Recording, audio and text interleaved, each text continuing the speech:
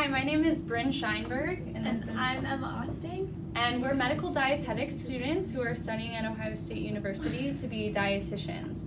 So what dietitians do is usually go into hospitals and work with patients or work with community members and how to be their healthiest selves. Mm-hmm. And we love to try and keep the food that they really like to eat, everyone really likes to eat, and also just kind of put a healthy twist on it so that it's as best as it can be for each individual.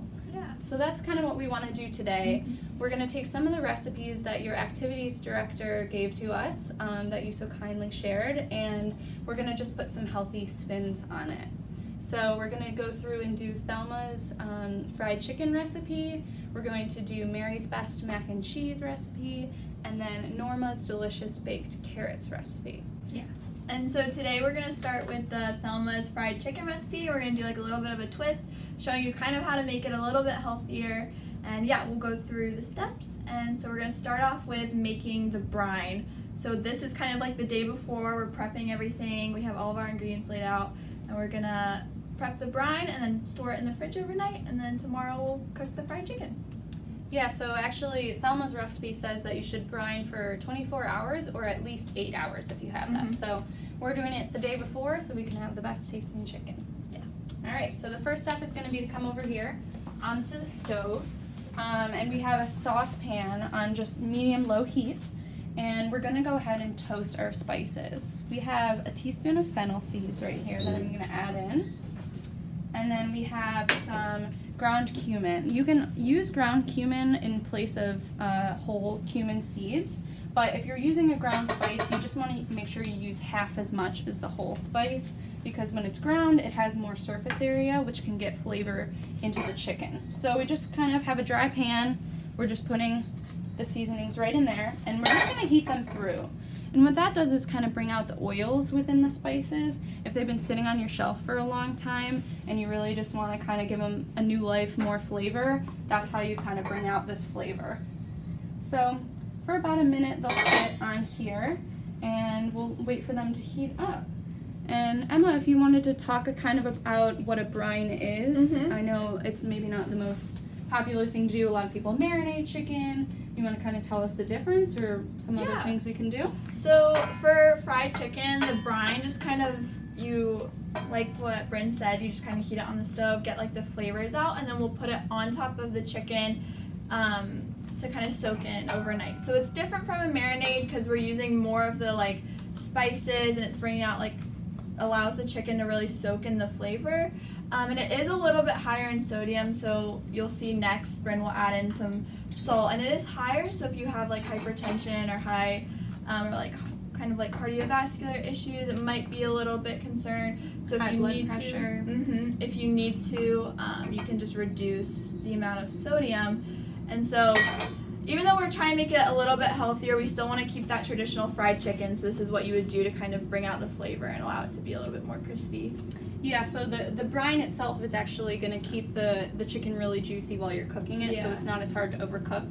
But if you still wanted to impart the same amount of flavor without the salt added to the brine, you could just rub it down with the spices we have here and let it sit in the refrigerator overnight, and just, you know, put the salt, or forget the salt and the sugar in that one. Yeah. And as you're cooking the spices, like, you'll start to really smell them. Like right now we can really smell how strong these are just in the air.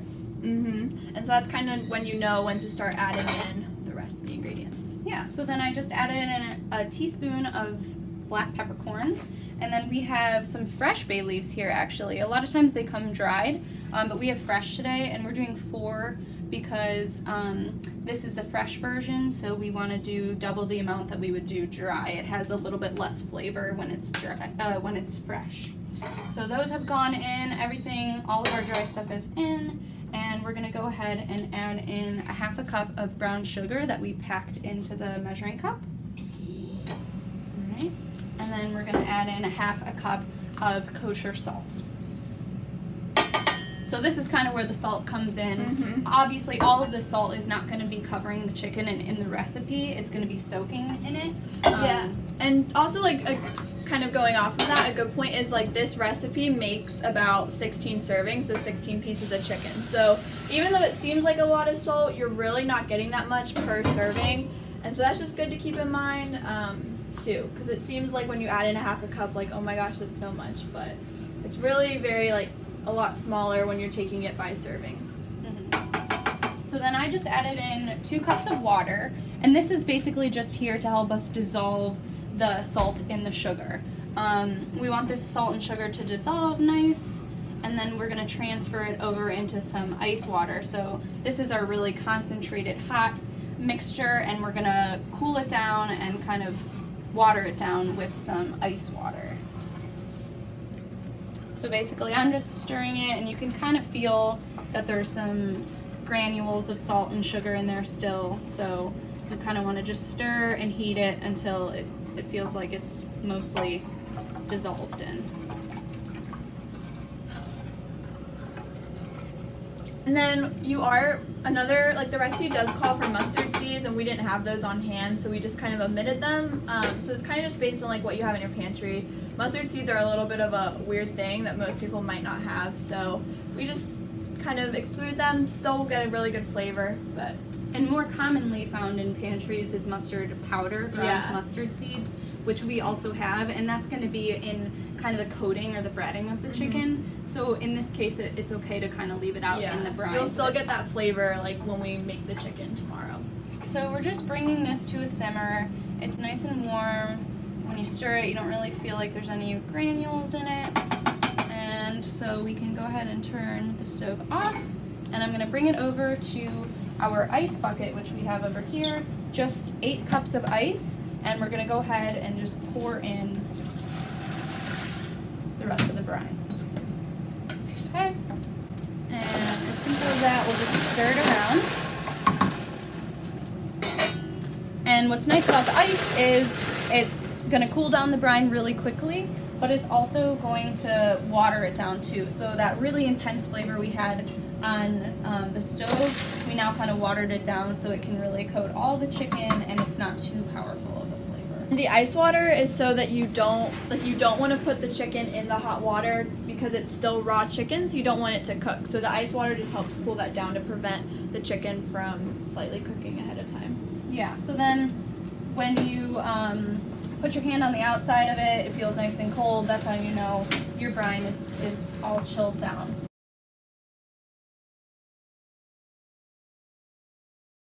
Okay, so now we're going to cut the chicken for our Thelma's fried chicken recipe. And we have a special guest, Chef Dave Brew, who's going to be showing me how to cut a chicken. It is my first time, so let's see how it goes. Things first, pat down the chicken to dry it. And why are we doing that? To make sure that the knife doesn't slip, right? Make sure the knife doesn't slip, Or your so hand doesn't slip or something along go those through lines. Yep. to the bottom part. Our cutting board's a little slippery because we already cut down that first one, but it should be fine. All right, so then I need to break the wings. Correct. All right, so we'll wait until we hear the pop. Maybe not as strong as him, so. You go like this and down? Yep, you got it. Yep. Believe it or not, you actually popped it. Did I? Mm-hmm. Oh, you missed the pop. Okay, this one too? We'll see. We'll go back to it. Okay. All right, and then we go for the drumsticks, and we're gonna pop those as well. We cut first. Cut first. So we cut first along the fat line.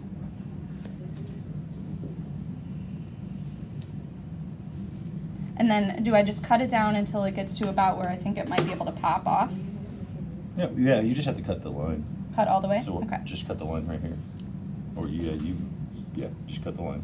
Okay. There you go, stop. You already cut there. Now pop. Perfect. Now pop. Okay, so we're just making a cut so that we can pop it easily. Yep, you just want to. There you go. Oh, That one popped. that one definitely popped. And I felt that one too. All right.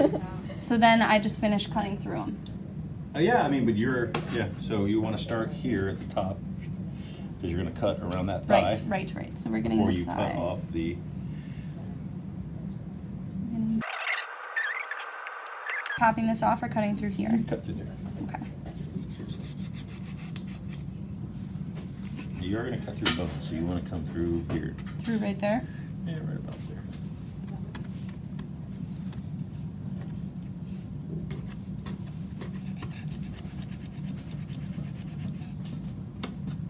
Yeah, you're pretty close. Okay.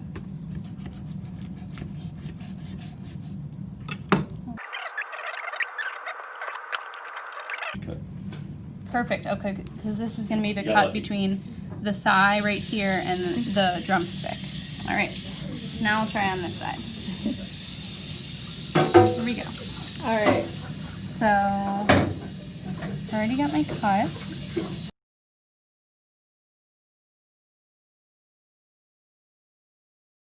The thigh and the drumstick off. Looks Okay. good. All right. So then we go for the wings next. I Yeah, believe you- that's what you did next. Yep. flip Just over. kind of Make the bird work for you. okay, and just kind of go in right here. And you see where the bones are in between. And Voila, you got it. That's There we actually a go. perfect cut. Now I'm gonna show Okay. you one other cut. This All is right. just one more thing. We're gonna throw it out here. okay. Okay, this is the airline breast Yes. cut. So this is the one where we come down the breastplate here. Just like that. Okay. Here.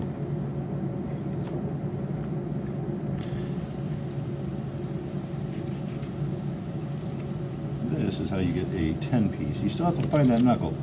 Okay. So I did find the knuckle there with the, to keep this attached, right? So, with that being said, nearline, this is where we trim here. We crack, just like that. Bad boy. Voila, we still take our chicken wing, we have it set aside here. You can choose to leave this on if you'd like. Okay. I always take the tender off personally because they can be sold for something else. Just Okay. Like that. Once again, we're just getting as much as we possibly can out of this. And this is what they call Frenching a bone. You can do this. You can just kind of take a knife around here. So you use the back of the knife. Right. You don't want to dull your knife, right? Except you want to do. You have to make a cut around and just get it off. There's a lot of tendons up there. Okay.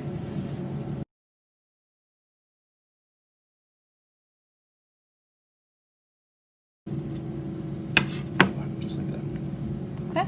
This, because it is just as pretty much around to that, you'll be able to Cook at the same time. yep, and cook it properly to get enough meat off of there, which I didn't do a very good job of. For the most part, it'll stay white through the entire process. Cool. All right. So now we've got our other chicken breast with our, this is the airline cut with the drumstick on. And the story behind why it's called an airline cut is that they used to serve it on airlines. That's how they used to serve it when you had a dinner on the airline. And you Yeah. can remember that it's the airline cut because it has a wing on it so it can still fly Fly away. away. Chef jokes. Chef jokes. We're picking up a lot today. Yeah. Okay. Very, very careful. So for this one, yeah, you just want to go like as close as you can to the breastplate and kind of follow it down and like let the knife kind of do the work. Yep.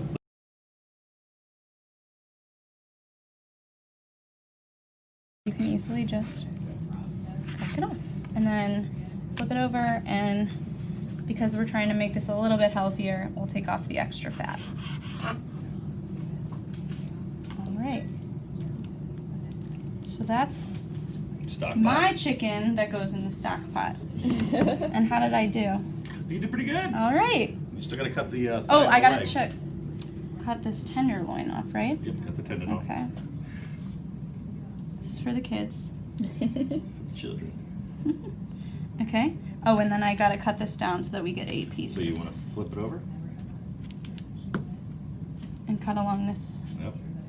You can pop this too, like you did with yours. You know how you accidentally did it? It's easy to pop. Maybe for you. You got it. Okay. Great. That way it's out. Now Yeah, you found and it. now and you know can where see to, it. Now you know where to go with your knife. Got it. Cool.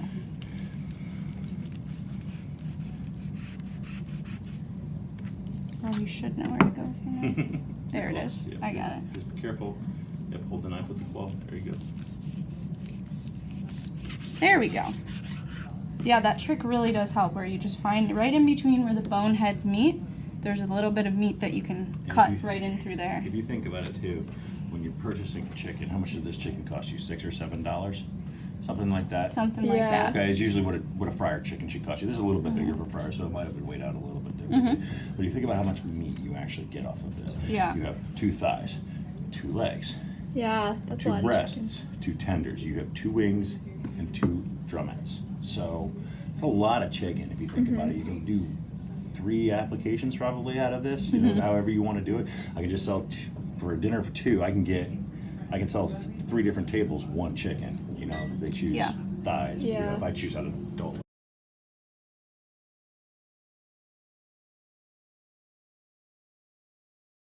So here we have the chicken that we nicely cut up with Chef Dave earlier. He showed us perfectly how to cut all this chicken, from the whole chickens down to this. So we're just gonna then throw those pieces in, and we'll just tuck it in for the night in the refrigerator, and we'll open it back up tomorrow when we're ready to cook.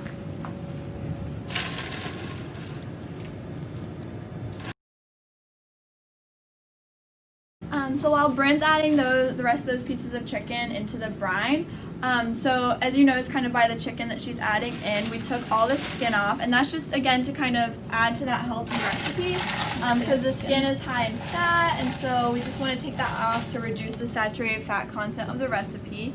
And then we use like a whole chicken, and then just cut it up as you saw earlier. And we picked, like, if you're watching more, want like a lower fat recipe or kind of more heart healthy, you'd want to choose like the whiter pieces of meat, which tends to be like the chicken breast. And then if you're just going for flavor, the darker pieces like the drumstick and stuff like that tend to be a little bit higher in fat, and but have like a richer flavor. So we're using all of the parts for this, but it's just kind of based off of personal preference, how many people you're cooking, and kind of like if you just want it a little bit healthier, which piece you choose. Yeah, this recipe is great because it uses a whole chicken, so everyone's happy. They get the piece that they really like.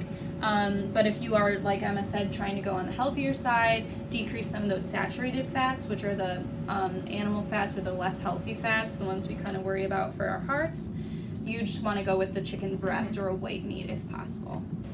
Okay, so yesterday we went ahead and did the chicken cutting up and the brining. We have it brined right here. We tucked it in the refrigerator last night, and it sat there, and all of the salt and the sugar and the spices got into the chicken, so it's going to be really, really moist and really flavorful. So I'm going to go ahead and take a piece of this chicken out of the brine. Obviously it's really nice and wet here, so what we're going to do is take a paper towel and dry it off. The reason you're drying this off a little bit is so that we don't get all that salt and sugar, and that the flour can stick to it. So once that's been patted dry, we're gonna take it and we're gonna put it into our flour here. This is 2 cups of just regular flour, nothing fancy about this. What the flour does is it helps the egg mixture that we have here, or our wet mixture, stick to the chicken. So this is gonna dry out the chicken. This is gonna put a nice wet layer on it. Okay. And this is our buttermilk and eggs. yes, that's buttermilk and eggs. And then we're gonna put it in the almond flour. So this is a mixture of almond flour and a bunch of different spices. And the reason we substituted almond flour instead of regular flour for this recipe is it's gluten-free for one, which is, some people are allergic to gluten like Bryn and need to use this. It's also higher in fiber and healthy fats compared to regular flour. So I'm just gonna coat this piece of chicken with this. That fiber is really good because that's gonna help prevent your blood sugar from spiking. So if you have diabetes, or if you're pre-diabetic, have some trouble with your blood sugars, you want to go ahead and use different flours that aren't going to just spike your blood sugar, that has some fiber in it, so that's going to take a little bit longer to break down. Almond flour is also rich in vitamin E, which is another antioxidant for the body to help fight off cancers and heart disease and such. So that's pretty coated, and we're gonna just stick it on this greased pan right here, and this is just sprayed with cooking oil, or olive oil. Yeah, this pan is. And then next, well, my hands are kind of. I can do it if you want me Okay. to. So we're gonna spray. We obviously are baking our chicken and not frying it, because frying chicken contains more saturated fat, which is unhealthy for our heart and can lead to different diseases such as heart disease, cancer, diabetes. So another reason it's better to bake instead of fry is frying chicken brings out more trans fats, which are really unhealthy for your body. You really don't want to consume any of those, which is just more risk of heart disease. So we sprayed it with the olive oil so it can get crispier in the oven as well. So it's kind of compared to fried chicken. And then we also have this crust on it, so it kind of tastes more like fried chicken, but it's just a healthier option. And like we said yesterday, we went ahead and took the skin off. Because we're breading it anyways, it's going to stay really moist. We also did the brine, so we have lots of kind of layers of moisture incorporated in it, so that skin does not really even need to be on there. It's just going to add more of that saturated fat. Another tip I wanted to say is, and I forgot this in the last one, so I had to wipe my hands off. You want to make sure that you keep one hand in dry and the other hand in wet, so that way you don't coat your entire fingers and you've got breaded fingers, because that's really hard to get off.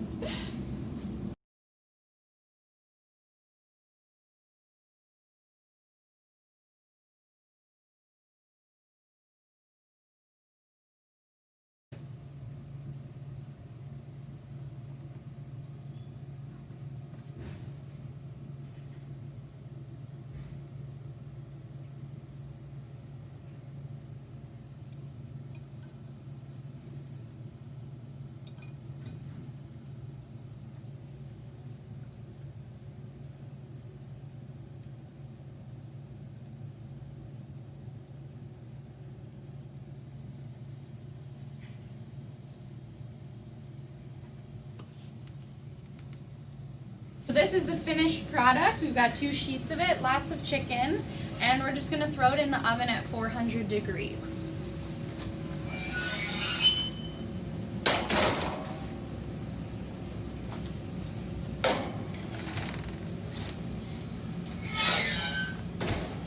Thelma's recipe recommends that you eat the fried chicken with some white barbecue sauce. So we found a recipe online, and we wanted to make it a little bit healthier than what it normally called for. So Kayla's gonna go ahead and mix up the ingredients that we have. All right, so first we're gonna start with some just plain Greek yogurt. I'm gonna put it in the bowl. This is non-fat Greek yogurt, and what we're doing here is we're adding half the amount of Greek yogurt and half the amount of mayonnaise that it called for. So, or we're replacing the half the mayonnaise with the Greek yogurt. So that's our mayonnaise. That's mayonnaise, and that's non-fat Greek yogurt. So that means that it has less of that animal fat, that saturated fat that we've kind of been talking about throughout this whole show, the just less heart-healthy fats of animal fat. So we kind of took some of it out with the non-fat Greek yogurt, and we still keep that really yummy flavor by incorporating half the amount of mayonnaise in the recipe. And Greek yogurt also has a lot of protein, more than regular yogurt actually, and it's a good probiotic to help your gut health for good bacteria. And then next we're going to add the apple cider vinegar, which looks like this. That's apple cider vinegar, what's called with the mother. And the mother is basically just some extra bacteria that gives it some really good gut health properties. So, you know, while you've got your probiotics in your yogurt, you've got some more bacteria in the apple cider vinegar. So next we just have some lemon juice here to give it some more acidic flavor. You can go ahead and add it in. And this is just 2 tablespoons, so not too much. And then next we have just some plain yellow mustard, which is also 0 calories. It's just what the recipe called for.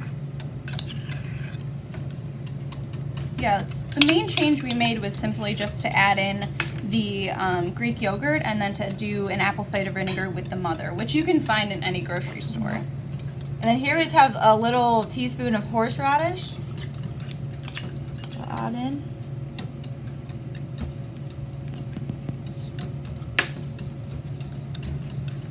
And then lastly, we just have a salt and pepper mixture here to give it some more spices.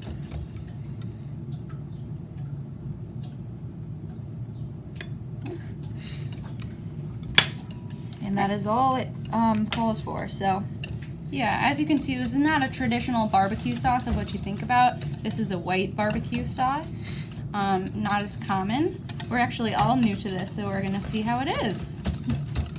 all right, hi guys, my name is Kayla Kopp, and I'm a medical dietetic student at Ohio State. You met two of our other classmates beforehand, and we're just gonna be cooking for you today.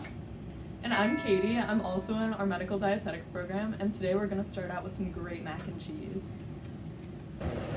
Okay, so we're going to start cooking some mac and cheese today. And one of the swaps we made was to switch our regular enriched pasta to some whole grain pasta. And Emma can tell us a little bit about that. Yeah, so the reason we chose like a whole wheat pasta instead of a white pasta is that whole wheat just tends to be higher in fiber, it has more nutrition, higher in like B vitamins, and yeah, it's just like a better kind of more nutrient dense option for this recipe, and it doesn't really change the flavor too much. And another cool fact about cooking pasta is actually, so you want to cook your pasta in salted water, but salt actually lowers the boiling point of water, so you add the salt after your water's already boiling. So we're just going to wait on this and prepare some of our other stuff. So we're back and we're letting our pasta cook, and we're actually adding some broccoli in, which is new for this recipe, and we just thought we'd add some nutrients that are beneficial for us. Yeah, so adding in this broccoli just kind of helps us get in some more veggies with this recipe and makes it more balanced. And so my plate recommends that we get like about 2 to 3 servings of vegetables each day, so this is just a good way to kind of add that in. And it really pairs well with the mac and cheese, and you can't taste it. And another cool thing about broccoli is it's really, really high in antioxidants, so that can help kind of protect us against cancer and various diseases, as well as being high in like vitamin A and vitamin K and some just really good nutrients. Yeah, and we added the broccoli after our pasta has been cooking for about 3 or 4 minutes, just because the broccoli doesn't take as long to cook as the pasta. So we're gonna wait on this and we're gonna start our roux.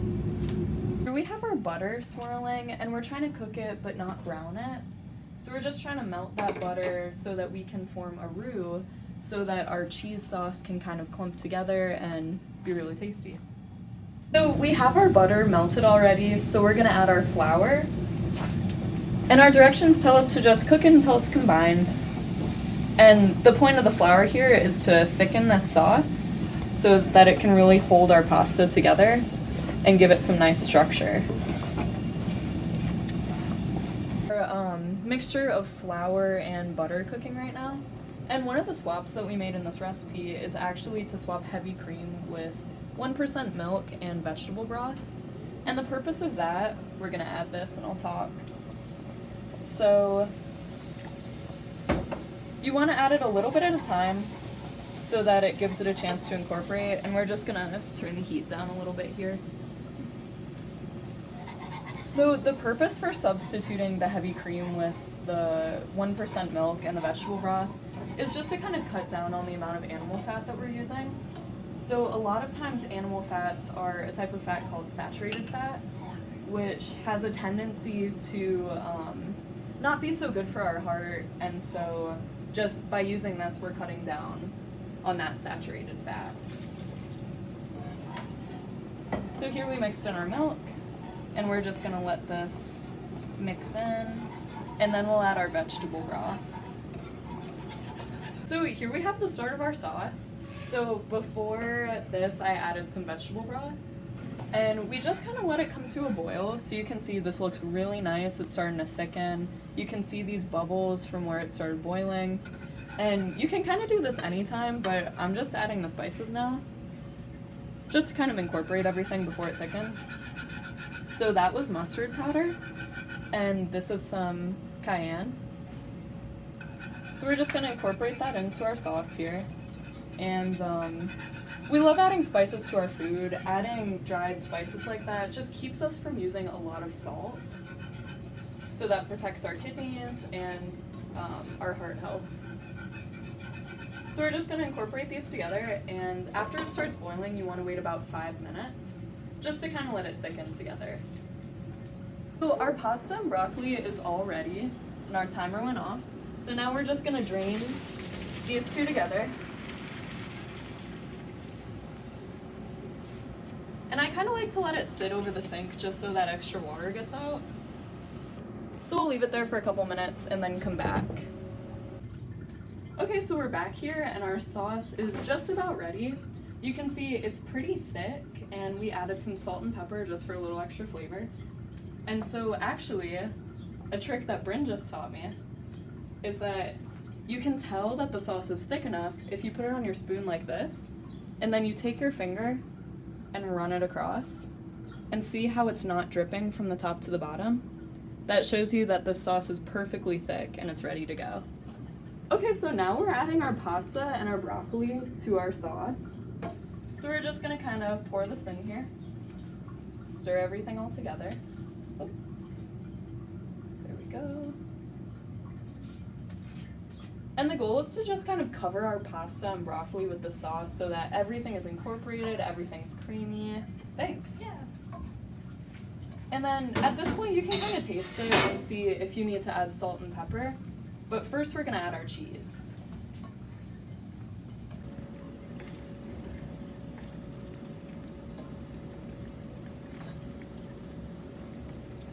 So here we have everything all mixed together, everything's very incorporated. So we're gonna take our cheddar cheese, sprinkle it on top, and we're just gonna kind of toss everything together with our spoons. So we cut down the amount of cheese used in this recipe, which is totally up to you, but it just cuts down on a lot of those not very heart-healthy saturated fats. So by doing this, we chose to use a mild cheddar cheese, which has a ton of flavor. So if you're gonna cut down on the cheese you're using, you can just make sure to use a really flavorful blend. So here we have our completed mac and cheese. It looks incredible, it looks so creamy, all the cheese is incorporated. So now Emma's gonna help me and we're gonna put it in the sheet pan, which I already greased with some avocado oil. Just, you can use any oil you want, but that's what we had and it's very heart healthy.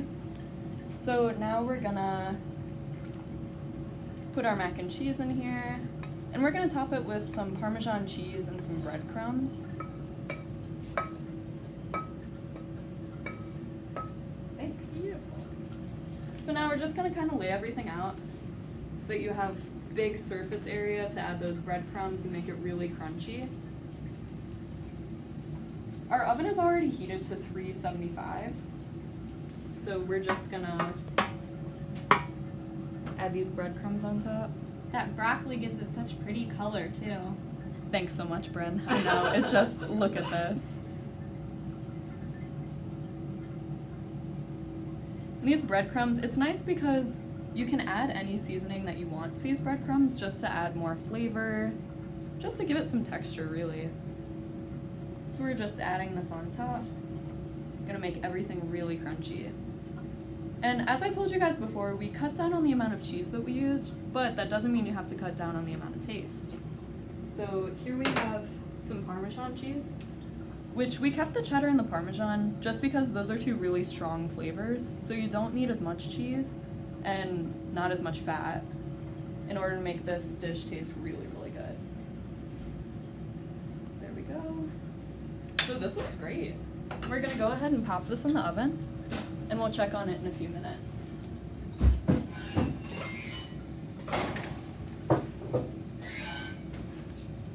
So our 15-minute timer just went off, and we're gonna check in on our mac and cheese.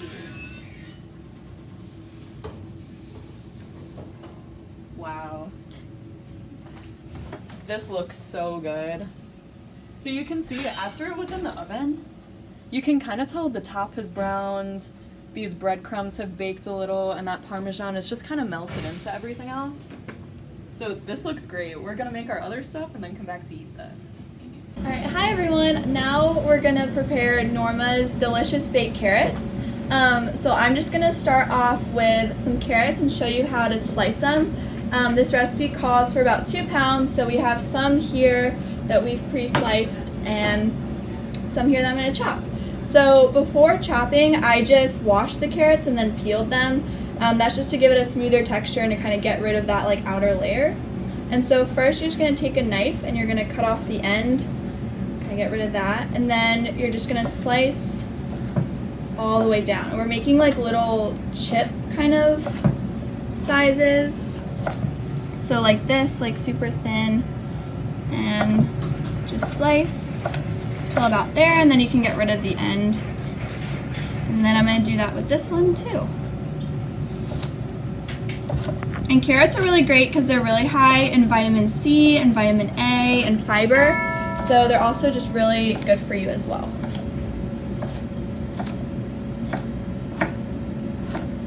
One of the substitutions we made in this recipe is doing olive oil instead of butter. So we have about a 1/4 cup of olive oil that I'm just gonna add into this saucepan on like a medium-high heat.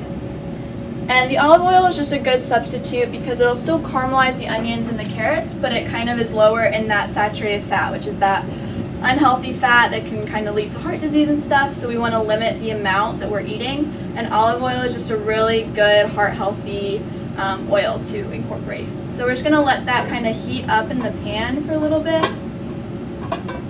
So next what we're going to add is I have about 1 white onion sliced here.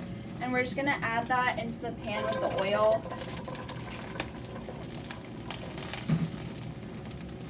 I'm going to turn the heat down a bit. And then we're just going to stir that and let it sit and caramelize for a bit. And it said it takes about 5 minutes or so, just till the onions get translucent and caramelize. And that'll be really good to like bring out their flavor and add like some sweetness before we add in the carrots. Okay, so next we're going to add in 2 tablespoons of honey, and this was just another substitute we made. Instead of doing sugar, we're doing honey just because it's a little bit higher in some antioxidants and other nutrients. And research has also shown that it tends to not spike our blood sugar as high as traditional sugar, so it's just another really good substitute. So I'm going to mix that in there. And then I'm also going to add in a pinch of salt, just a little bit, and some pepper. And then we're also going to add in all of our chopped carrots too. So I'm just going to add those. And then stir it all together to get it like coated in the honey and the olive oil.